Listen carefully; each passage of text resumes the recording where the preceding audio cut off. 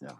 And now we're gonna have Ralph Swain from the U.S. Forest Service presenting his Wisdom Ranger program, Ranger training program to us.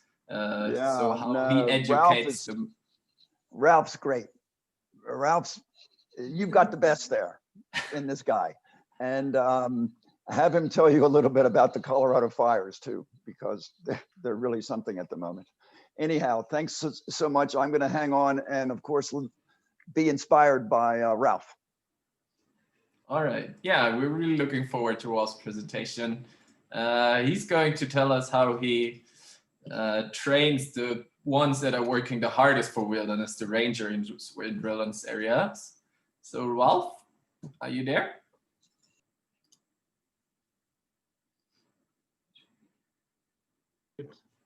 Yes, Jonas, hello. Hello, Ralph. You're very welcome.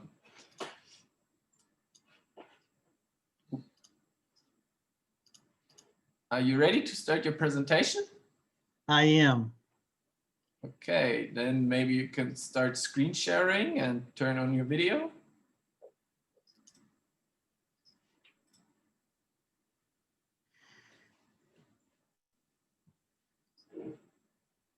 There you are.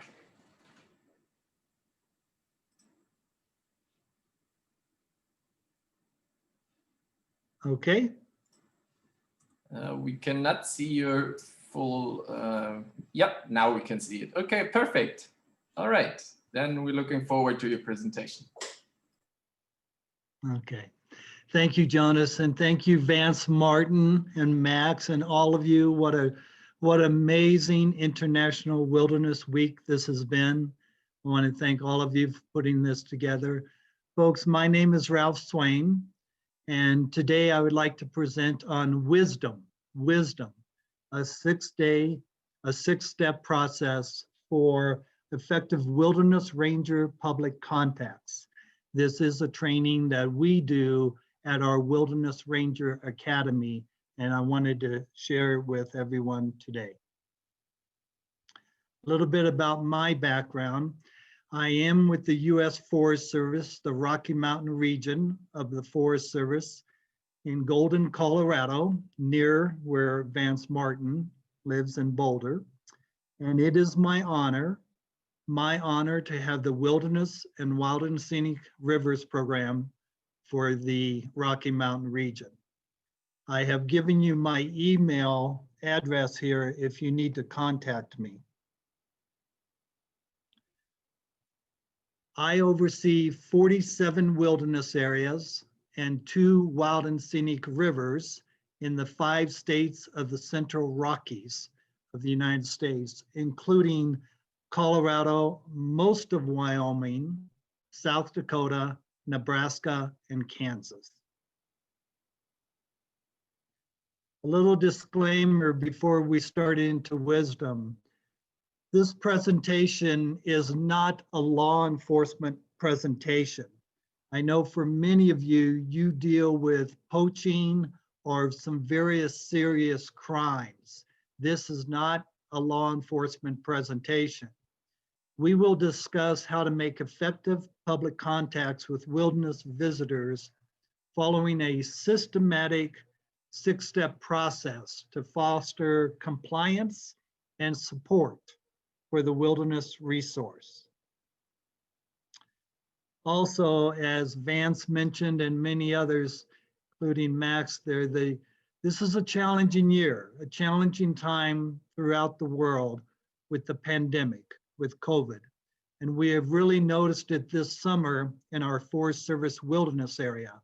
The poster you see to the right here is just one of many posters that we have put up at our wilderness trailheads related to recreate responsibly during the COVID time, during the pandemic.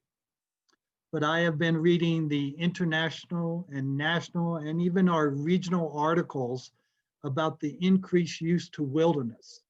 No doubt with the pandemic, people are trying to get outdoors. They're trying to get out of the cities. They're trying to get away from crowds.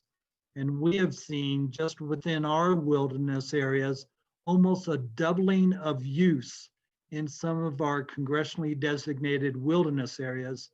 And our rangers keep sharing with me that a lot of them are, quote, first timers, that they're trying out wilderness, coming to wilderness for the first time. This has been very challenging for our rangers because of the social distancing, wearing the face mask, and just being COVID safe. This is an unusual year in how we would make public contacts in the backcountry with our visitors. Here's that famous picture, the famous picture of President Johnson signing the Wilderness Act into law on September 3rd, 1964. Many of you had the chance to hear Ed Zahniser a couple days ago go over his outstanding presentation on the U.S. Wilderness Act, and Ed's just amazing presentation. But this picture actually shows President Johnson handing the presidential pen to Ed's mother, Alice Zahniser, on behalf of her husband, Howard Zahniser, the principal author of the Wilderness Act. And in the Act, there's two particular clauses I wanted to highlight for you. In Section 2A of the Wilderness Act, it says that wilderness shall be administered for the use and enjoyment of the American people in such manner as will leave them unimpaired for future use and enjoyment as wilderness. And then later in Section 4B of the Wilderness Act, except as otherwise provided in this act, wilderness areas shall be devoted to the public purposes of recreational, scenic, scientific, educational, conservation, and historical use. I have to offer my favorite quote from Aldo Leopold as it pertains to our discussion today on recreation and public contacts. Leopold said, "We abuse the land because we regard it as a commodity belonging to us. When we see the land as a community to which we belong, we may begin to use it with love and respect." And ultimately, that is what we're trying to do as wilderness rangers, protected area rangers. When we contact people on the backcountry, we're trying to involve them, engage them in taking care of these wild areas and treating them with love and respect. So the art of rangering. We have been involved in working in the backcountry as wilderness rangers for many, many years. The picture on the far left here is Arthur Carhart, the namesake of the Arthur Carhart Wilderness Training Center in Missoula, Montana. For us who do our work in the backcountry as a wilderness rangers, in some cases, we might be so lucky as to have a crew of 5 or 6 seasonal wilderness rangers, like you see the picture in the center here. In other cases, we do our work in the backcountry on stock. And here's 2 of our wilderness rangers with their horse and also their pack string, which is outside of that picture right there. And then down at the bottom in the center, we are so lucky that a lot of the work we do as a wilderness ranger, we do in cooperation and working with wilderness volunteer groups. They help us so much with trail damage, with contacting people in the backcountry, and helping us steward our wilderness areas. We are fortunate in my region, Region 2 of the Forest Service, to have 17 active wilderness volunteer groups helping us steward the 47 wilderness areas that we oversee. So let's talk about wisdom. Here is an outline of the 6-step process. This is something we go over. at our Wilderness Ranger Academy when we're teaching our young rangers to make public contacts. I will make this outline and this information available to you, or you can email me. But essentially wilderness wisdom comes down to the 6 steps, WISDOM. The W, where are you coming from? And I will explain that in a minute. To introduce yourself, and that means to professionally introduce yourself. To size up the situation, and then decide on a course of action and how you're going to communicate with your visitors. Outline and explain either the violation or the action that you want to talk to your visitors about. They need to understand and explain why they need to take care of the wilderness. And then finally, in doing this public contact and using wisdom, I am convinced our rangers, and they've proven it time and time again, that we can make a positive impression and leave a lasting impression on our visitors. But we do have different types of visitors and different regulations across the National Wilderness Preservation System here in America. In the upper left-hand picture here, that is a crowd of people who are at the summit of a 14,000-foot peak here in Colorado. We call them peak baggers. And these 14,000-foot peaks are so popular that on a given weekend, you will share the summit with 200 or 300 plus other people bagging the 14er. So one of the visitations we have is high day use, but related to magnet areas like the 14ers. We also have areas that are just amazing places for equestrian and horse riding and packing with stock.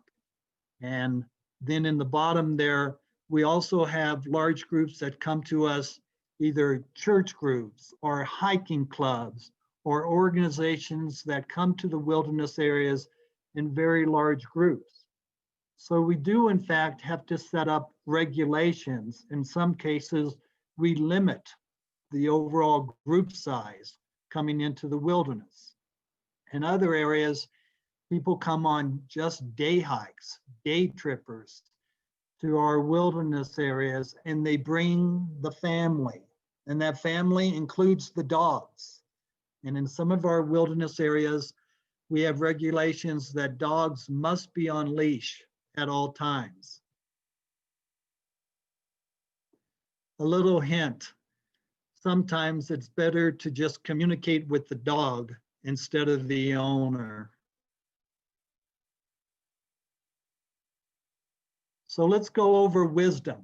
Where are you coming from? Where are you coming from? Are you ready for your first public contact?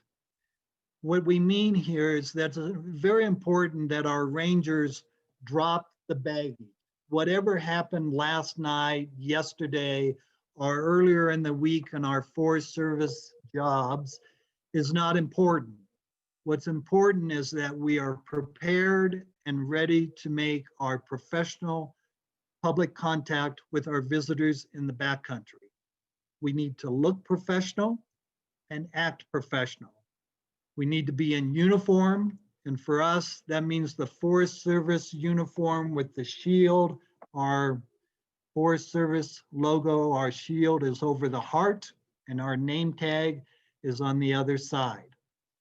When we make our public contacts, our visitors deserve the best of us. So we need to look professional and be professional. Where are you coming from? Secondly, to introduce ourselves. And we have a way we do this to professionally introduce ourselves. An example would be, hello, my name is Ralph Swain, and I am a wilderness ranger here in the Wamanootch Wilderness on the San Juan National Forest. We identify ourselves. We identify the authority that we are a wilderness ranger and that we're working in this wilderness, the Wamanootch Wilderness on the San Juan National Forest. That shows that we have the authority for the work we do and the jurisdiction for the work that we do. Sizing up the situation, the WIS, as for sizing up the situation, we need to be aware of their surroundings. You gain the visitor's attention before you enter their camp location. Many of our contacts in the backcountry involve where people are camping, and we don't just come into a camp or a tent area. We always approach from a distance and we wave our hand and go, hello, hello. And we make sure we have the attention of our visitors before we enter their space, their camping location. You want to size up the situation and get a good understanding of how many people are camping there. Look around, know the surroundings, know what is going on at that camp. And again, this is not a law enforcement presentation, but keeping our rangers safe, we do need to be aware of our escape route. Just in case something might go wrong, you want to be able to know how to back out of the situation and know your escape route. In some cases, our rangers are able to patrol with someone else, another ranger. So we work as a team, and that other ranger will be a second set of eyes and ears that watches over the situation. And we get really good at working with the team so that we can stay safe and properly communicate with our visitors. Deciding on a course of action. In some of the situations where we contact people in the backcountry, there is truly a violation. They are not in compliance with our regulations, and what the visitor is doing might actually deserve a violation notice, a written ticket. Other times, a visitor might be doing something that they're just unaware, they need some education to help them understand how they might be harming the resource, and we can offer other ways to take care of the wilderness. So we have to look at our contacts as teachable moments, and we got to make a decision. Is this contact going to be a verbal warning? Is this contact going to be simply educating the visitor about what they are doing and how they could do it differently? Or is it something that truly warrants a violation notice? What we teach our rangers is go for the teachable moment. Find the way to best gain compliance. And sometimes that means if it's a ticket, write the ticket. The worst thing our rangers can do is to mix their intent, to start as a ticket and then end up not doing the ticket. Once you have decided on a course of action, stay with that course of action. Our ultimate goal is to modify behavior, which is not always easy to do, and to gain compliance for the wilderness resource. We also need to explain our regulations to our visitors. Visitors want to know why this rule or this regulation is important. And so we go to great lengths to do this. We use what's called authority of the resource techniques. ART, authority of the resource, was developed by Dr. George Wallace out of Colorado State University many, many years ago. And the whole idea is that when you're explaining to the visitor, you do not use the uniform or the regulation as the authority of why you should do what you do. But instead, what we will do is physically turn to where we're looking at the resource. And the example here, let's give an example of there's a bighorn sheep herd that's high up on a ridge above where these people are camped. So we would offer something like, look, see the ridge up there? That the bighorn sheep come down from that ridge to water in the stream near your camp here. And by moving your camp away from the water, what you'll be doing is benefiting the wildlife, allowing them to come down here and water without your tent and you being in the way of their pattern, their wildlife pattern. And besides, if we move to another area here, maybe higher up on the slope, there might be a level bench area, you will find that you'll get more of a breeze up there and less mosquitoes. So we always try to find a way to explain the regulation by the authority of the resource, that this is good for the bighorn sheep. And it's also better for you. If you will move, you will have a better camp location and the wildlife will benefit. So we always suggest alternatives and we try our best to make it easy for them to comply. And then finally, we end our contacts with making a positive impression. And I tell my rangers all the time, we can do this. We can have our presentations, have our teachable moments, and we can in fact gain compliance. And at the end, the people will actually thank you. I have been a ranger for many, many years, and I've actually had to write violation notices to people. And at the end, they have actually reached out their hand and thanked me for writing them a violation notice because they realized what they were doing was harming the resource. And they have thanked me. And I try my hardest, we as rangers try to leave a positive impression. You have to find your voice, be firm but understanding, be deliberate in your conversation, but also be very respectful. Some of these visitors are truly first timers, and you're there to try to help them to gain awareness and education of how they can leave no trace and take care of the wilderness, to take care of the protected areas. But teachable moments don't always gain immediate results. So as a ranger, we really ask our rangers to be aware that do your best, explain the situation, and eventually the visitor will think about what occurred, about the transaction between the ranger and the public and public contacts. They would think it over and realize that, yes, I can do better.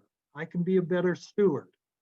And so we really try to emphasize to our rangers that provide that teachable moment, but if you don't see immediate results, perhaps it will be later. Their next trip, they will do a better job. So in conclusion, folks, the art of rangering comes with practice. And we ask our rangers to literally practice, to go over how they introduce themselves, how they explain the wilderness regulations, and even to be ready to answer the question, what is wilderness? What is wilderness? For me, what I try to get across to the public is that these wilderness areas are special areas that are protected by only Congress. Only Congress can protect these areas. And they receive the highest protection of any of our land management protection in the United States. They are special areas set aside for future generations. So you got to find your way of explaining what is wilderness and why they should care about wilderness for the future. You need to know your wilderness areas, know your protected area, be that local expert. And when you're talking to the public, they're wanting you to help them and answer their questions. And you need to know your wilderness area and know it well enough that you are the expert to help the public.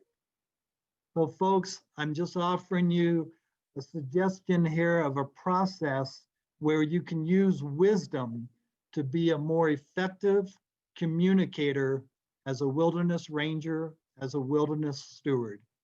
So I ask you to go with wisdom and make a difference.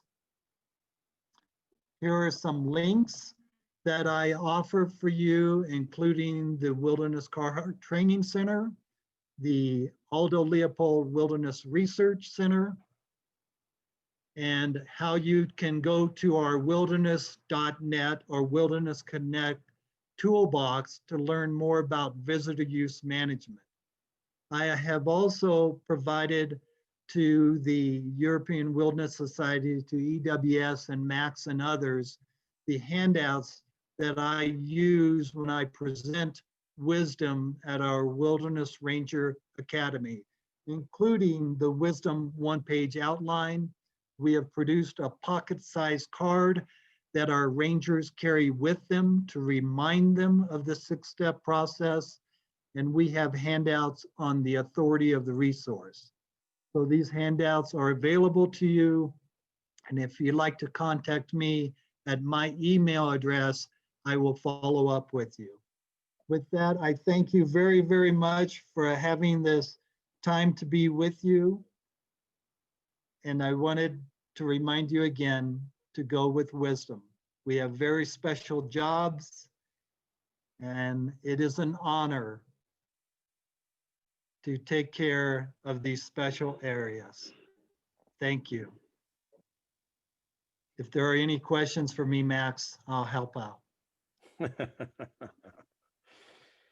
Well, Ralph, as always, the wisdom on how to take care of wilderness is not lost.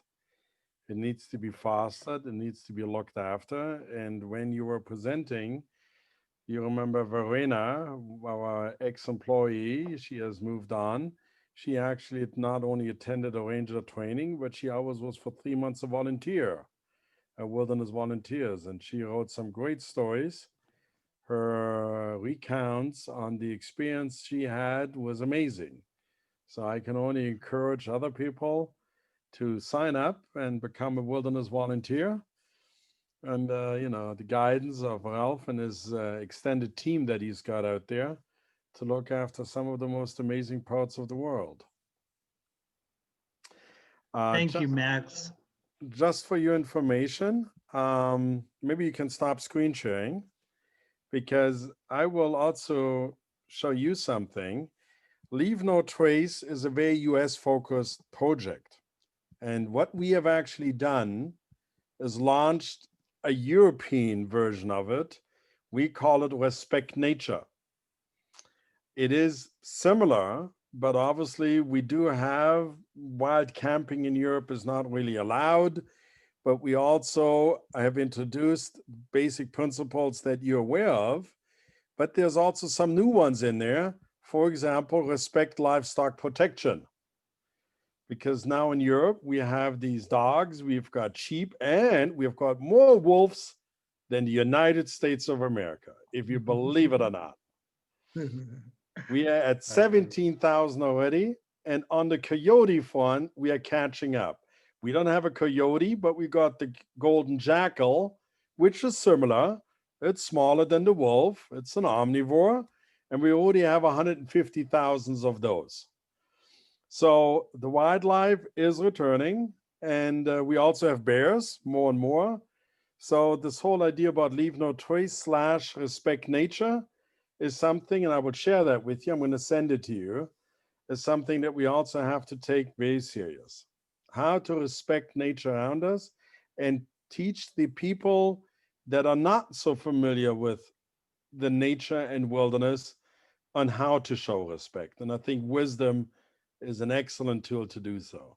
And we will, as I asked you yesterday, in our Ukrainian Ranger program, training program, apply the wisdom principle there. Irina has joined. She is our Ukrainian colleague. She's been listening in and she's preparing a Ukrainian version. That is outstanding. If there's any way I can help, please reach out to me. And Max, I love this brochure. You did send it to me yesterday, and this is outstanding. So congratulations. Very, very informative brochure.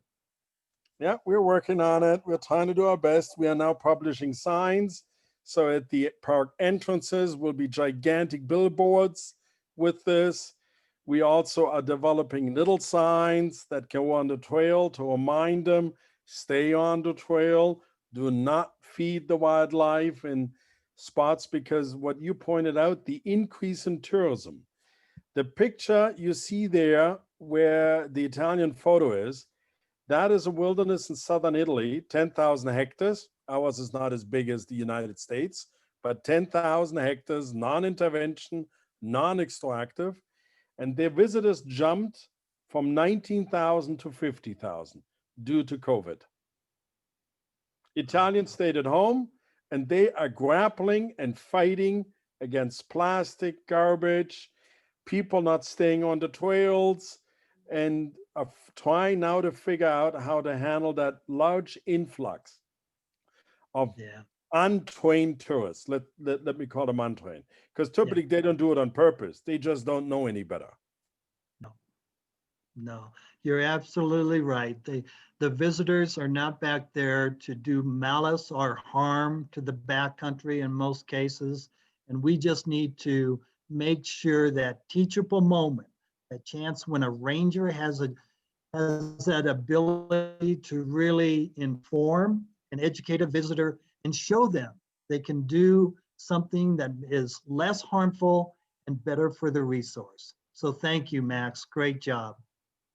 I'm just reading out to you our colleague Andrej Vítek, who has been involved in the Czech Republic, and they're actually using innovative tools like almost invisible infrared counting devices to monitor the increase and influx of people along a trail. He's been asking, excellent, Ralph, thanks a lot for this presentation. Would it be possible to organize an event for Czech Chief Rangers from our parks where you can present your approach?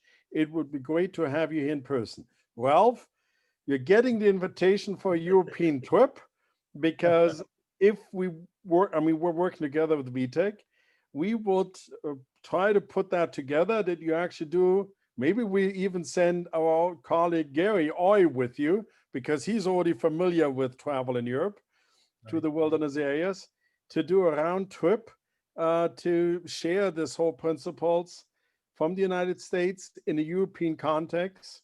So you got an invitation to come after COVID. Thank you, and thanks for that invitation. But let me reciprocate. Every year we have a Wilderness Ranger Academy. As you know, it's in June every year. And yes, after COVID, we always try to have an international block to our week-long academy.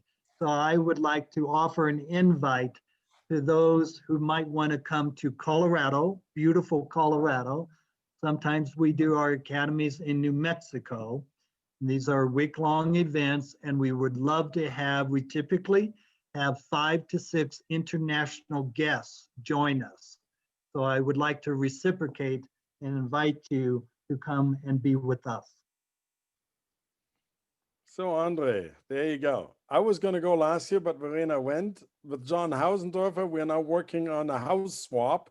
So I'm going to spend 3 months over there, but in 2022, because he goes on sabbatical. So we will definitely see each other. Wonderful. I will see you soon. Any more questions? Any more questions? Arena says, great to see you here, Ralph. Very inspiring. Thank you. Yes, we need real rangers in the Ukraine. Yes. Anything I can do to help. Applied, Sounds great. We will try to organize it. There you go. Okay. Thank you, folks.